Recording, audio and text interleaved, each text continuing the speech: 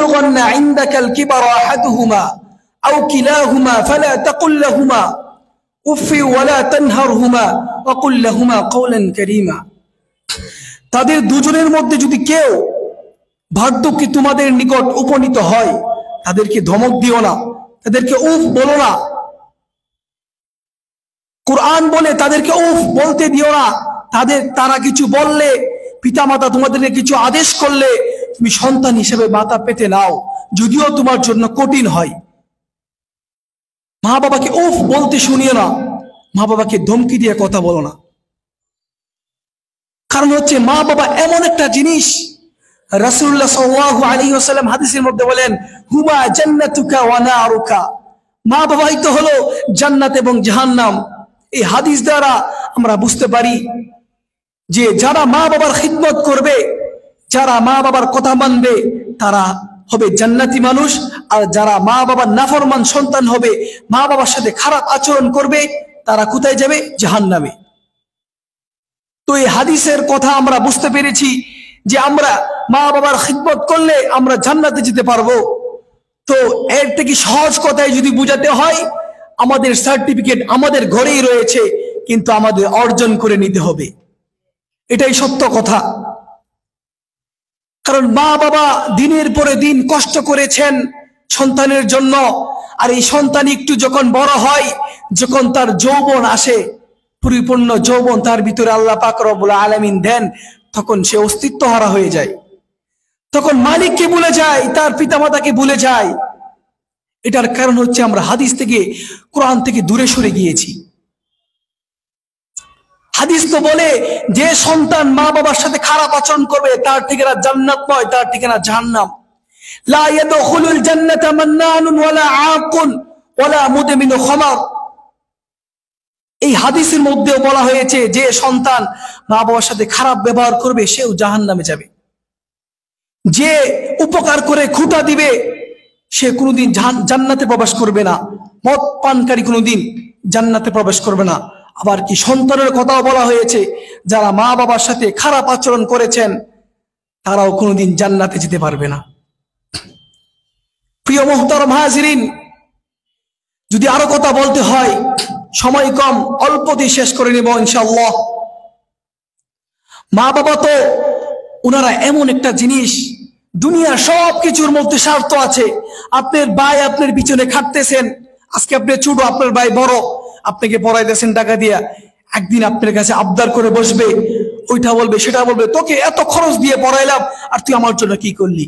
কিন্তু মা এমন একটা জিনিস, বাবা এমন একটা জিনিস, দিনের পরে দিন কাজ করতে তাকে সন্তানকে ভালো পড়ালেখা করবে, উচ্চ শিক্ষায় শিক্ষিত করবে, দেশের বাহির থেকে পড়ালেখা করিয়ে আবার দেশে ফিরাবেন, আবার নিজের সন্তানকে ভালো কিছু পড়ানোর জন্য, খাওয়ানোর জন্য এই চেষ্টায় নিজের জীবনকে তুচ্ছ করে দেয়।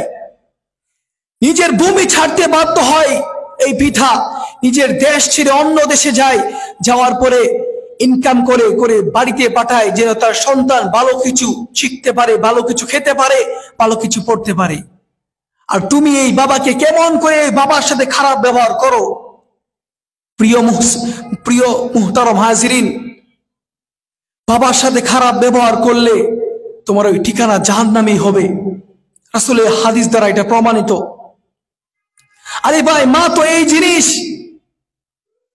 হাজারটা কথা বললেও মা সন্তানকে ধমক দেয় না, ধমকি দেয় না, বুঝাই, বাবা তুই আর একটু বড় হ, তারপরে বুঝবি আমি যা বলতেছি। কিন্তু এখন তোর বুঝে আসবে না। আমরা ছোট যারা আছি, মার কাছে যদি টাকা চাই, যদি মা 10 টাকা না দেয়, আমরা কি করি? মাকে গালিগালাজ শুরু করে দিই। এটা কি করা যাবে? করা যাবে না। মা বাবার সাথে টাকা চাইছেন, আপনি মার কাছে নাও থাকতে পারে, বাবার কাছে নাও থাকতে পারে। যখন না দিবে তখন আপনি সবর করেন, হয়তো আপনার জন্য আরো ভালো কিছু সামনে আছে। আরে ভাই, মা তো এই জিনিস, 10 মাস 10 দিন গর্ভে ধরেছেন আপনাকে, যখন 6 থেকে 7 মাস হয় তখন আপনার মা ভালো করে পেট ভরে খাবার খেতে পারেন নাই। আপনার কি মাথায় এই চিন্তা আছে? আপনার মা কত কষ্ট করেছেন, দিনের পরে দিন কষ্ট করতে করতে আপনাকে, শুধু আপনি 10 মাস 10 দিনে শেষ নয়, আপনি দুনিয়াতে আসার পরে আপনি সবল ছিলেন না, আপনি ছিলেন একটা ছোট্ট বাচ্চা। শুধু কাটতে পারতেন, এছাড়া আর কিচ্ছুই পারতেন না। আরে বাবা তো ওই জিনিস নিজে ছিঁড়া জুতা সেলাই করে পড়তে শিখেছে, কিন্তু নিজের সন্তানকে ব্র্যান্ডের কাপড়, ব্র্যান্ডের জুতা পরাইতে শিখে। আরে বাবা তো ওই জিনিস নিজের পেটে ভাত দেয় না, কিন্তু সন্তানের পেটে ভাত দেওয়ার জন্য ওই পুরা বিশ্ব ঘুরতে পারে, নিজের দেশ ছাড়তে পারে, নিজের মা বাবা ছাড়তে পারে। বাবা তো ওই জিনিস, মা তো ওই জিনিস। আরে ভাই, আমরা যদি আমাদের জীবনের কথা বলতে যাই তাহলে তো চোখের পানি চলে আসে। মা তো ওই জিনিস, মাদ্রাসা আসার সময় বাবা টাকা দিয়ে বুঝিয়ে দেয়, বাবা এই নাও মাদ্রাসার বেতন, ওই নাও তোমার হাত খরচ, দিয়ে বাবা পাঠায় দেয়। কিন্তু মা ঘর থেকে সাথে সাথে বের হয়ে পিছন পিছন আসে, আসার পরে বলে, বাবা মাদ্রাসায় যাচ্ছিস, ভালো করে পড়ালেখা করিস। বলে আমিও সালাম দেই, সন্তানও সালাম দেয়, মাও সালামের উত্তর নেই। এরপরে বলে, বাবা নে তোর জন্য কিছু হাদিয়া তোহফা। মা কাপড়ে আঁচল খুলে এটার ভিতর থেকে কিছু টাকা সন্তানের হাতে ধরিয়ে দেয়, বাবা এটা দিয়ে তুই ভালো কিছু খাবার খাবি। এই টাকাগুলো হাতে নিয়ে দেখা যায় 5 টাকা, 10 টাকা, 20 টাকা, বড় কোনো নোট নয়, ছোট্ট ছোট টাকা। যদি জিজ্ঞাসা করা যায়, মা এটা কিসের টাকা, মা বলতে থাকে হাসতে হাসতে যে, বাবা আমার একটা মুরগি ছিল, আমার একটা হাঁস ছিল, এই হাঁসের ডিম বিক্রি করে তোর জন্য কিছু কিছু পয়সা মুদ্রা জমা করে তোর জন্য রেখেছি। আমার তো কোনো বড় কোনো অ্যামাউন্টের টাকা নাই আমার কাছে যে তোকে দিব, আমার কাছে এই টাকাগুলো ছিল, তোকে আমি দিলাম, তুই ভালো কিছু নাস্তা করিস। প্রিয় মুহতারম হাজিরিন, মা বাবার কথা শুনলে চোখে পানি আসে। আজকে যে সন্তানগুলো মা বাবার সাথে খারাপ ব্যবহার করে, আল্লাহ করো ওদের বুঝে আসো। আরে ভাই, মা তো এত কষ্ট করতে করতে তোমার জন্য শীতের রাতে যখন তুমি ঘুমাও বিছানার মধ্যে, রাতের মাঝ রাতে তুমি যখন রাতে বিছানার মধ্যে ছোট্টবেলায় ইস্তিনজা করে দিতে, প্রস্রাব করে দিতে, তখন ওই ঠান্ডা লাগতো, মা ঘুম থেকে জাগ্রত হতো, তুমি চিল্লাইতে শুরু করতে, চিৎকার চেঁচামেচি করতে শুরু করতে, তখন মা ঘুম থেকে উঠতো। উঠার পরে কথা ছিল আপনাকে দূরে সরিয়ে দেওয়ার, কিন্তু সেই মা দূরে সরায় নাই, সেই মা বুকে টাইনে নেই, বাবা আস, কাঁদিস না কাঁদিস না, অথচ মা শরীর ভিজে গেছে পুরোটা। এটা হলেন ভাই মা।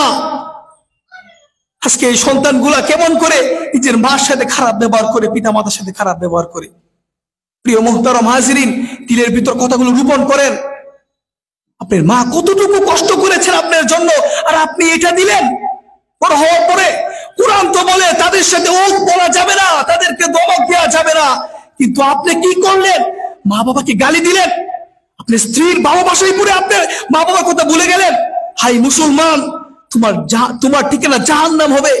হাদিস দ্বারা প্রমাণিত, আল জান্নাতু তাহতা আকদামিল উম্মাহাত, মায়ের পায়ের নিচে হলো সন্তানের ভেস্ট। আর তুমি কেমন করে নষ্ট করতে পারলা তোমার ওই সুখের ঠিকানা? যদিও তোমার তোমার এই কৃতিকর্মের ফল হবে জাহান্নাম, তুমি বুঝে নাও। রাসূলুল্লাহর হাদিস দ্বারা প্রমাণিত, তোমার ঘরেই জান্নাত এবং জাহান্নাম আছে। এখন তোমার বিবেচনা করার বিষয়, তোমার অ্যাকসেপ্ট করার বিষয়, তুমি কোনটা করবে, জাহান্নামী না জান্নাতি। প্রিয় মুহতারাম হাজিরিন, আমার কথা এখানে শেষ করব। এর আগে বলি, মা বাবার জন্য সবাই দোয়া করব। কুরআন আমাদেরকে বলে, যাদের মা বাবা দুনিয়াতে নেই তাদের জন্য দোয়া, কুরআনে দোয়া করা হয়েছে, রব্বিগফিরলি ওয়া লিওয়ালিদাইয়া ওয়া লিল মুমিনিনা ইয়াওমা ইয়াকুমুল হিসাব, রব্বিরহামহুমা কামা রাব্বায়ানি সগীরা। এগুলো বেশি বেশি দোয়া করতে হবে যাদের মা বাবা দুনিয়াতে নেই। এবং যারা মা বাবার সাথে কোন মুহূর্তে খারাপ আচরণ করেছেন, সবাই মা বাবার কাছে মাপ চাইবেন। ইনশাআল্লাহ আমিও মাপ চাইবো। মা বাবার কাছে মাপ চাইলে ছোট হবেন না, আপনি বড় হবেন, আপনি সামনের ভবিষ্যৎ হবে উজ্জ্বল। মা বাবার খুশি, আল্লাহর খুশি তো মা বাবার খুশিতেই, আল্লাহর নারাজ তো মা বাবার নারাজেতেই। এই জন্য সবাই মা বাবার সাথে ভালো ব্যবহার করবো ইনশাআল্লাহ। ওয়া মা তাওফীকি ইল্লা বিল্লাহ। আসসালামু আলাইকুম ওয়া রাহমাতুল্লাহি ওয়া বারাকাতুহু।